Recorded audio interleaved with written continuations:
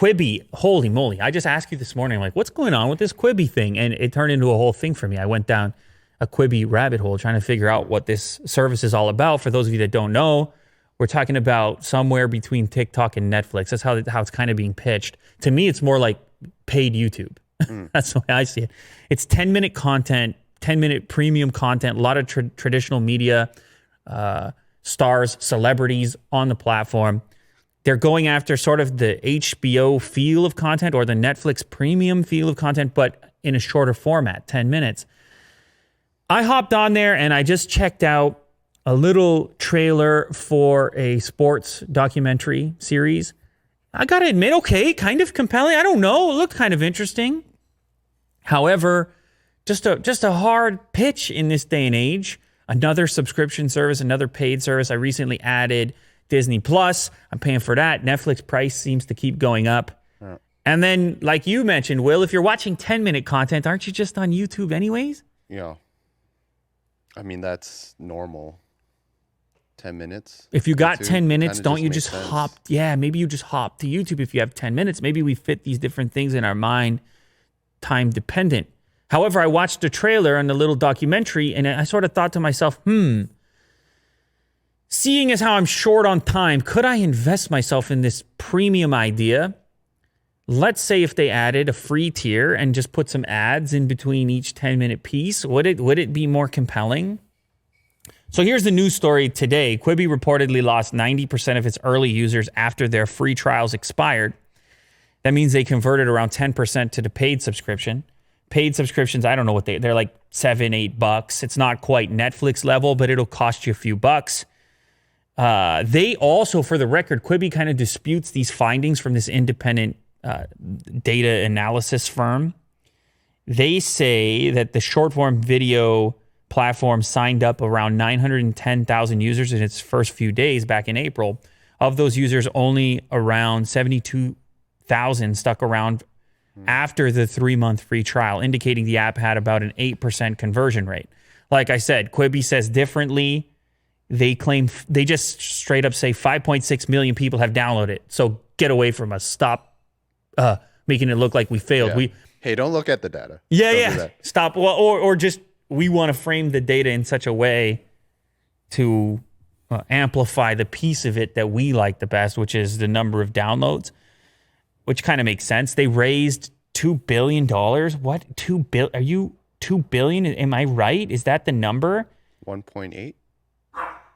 $1.8 billion war chest to keep it afloat. $1.8 billion they raised for premium content, 10-minute long premium. What?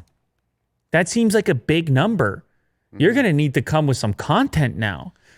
So anyway, the more I looked at it, I was like, there's got to be some reason this thing hasn't really come across my radar. Poor marketing? Why am I not hearing about this? But then I was thinking, the concept, I don't mind it all that much, but it's just such a crowded space. How do you get your message out? I read another thing about how they don't have a method for sharing. For how do you share a clip? How does it get promoted? How does this thing happen organically? Mm-hmm.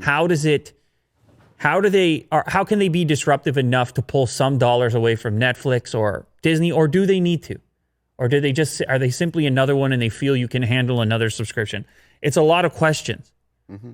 But certainly if this number is to be believed, 72,000 paying subscribers in those early days, or the 8% conversion, doesn't sound that promising. Doesn't sound like a way to make back $2 billion. Nope.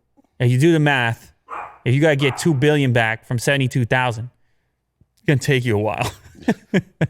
No kidding. That said, that's not really a fair analysis. It's a new company. These things obviously take time. You're not going to instantly flick the switch and count your $2 billion.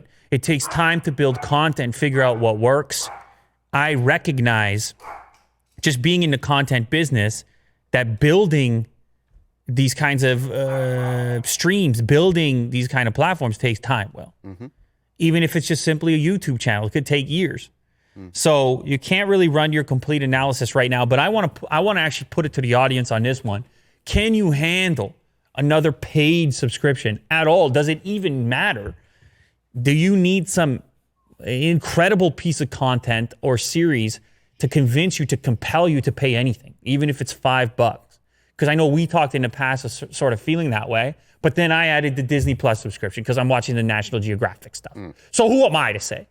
Well, I added the other subscription. I even watched a little bit of the Jeff Goldblum show on there. So what am I doing? I don't know.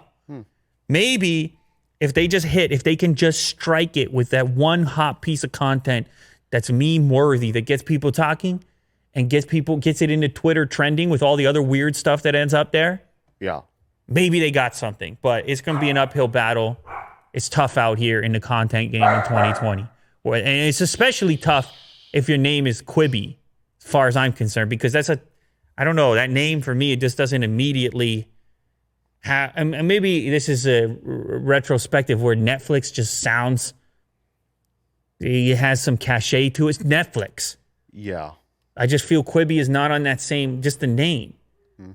But maybe it's just that it's new, so it feels weird for now. Anyway, I don't know. Go check it out yourself. Let me know what you think. That you can watch some trailers without paying any money.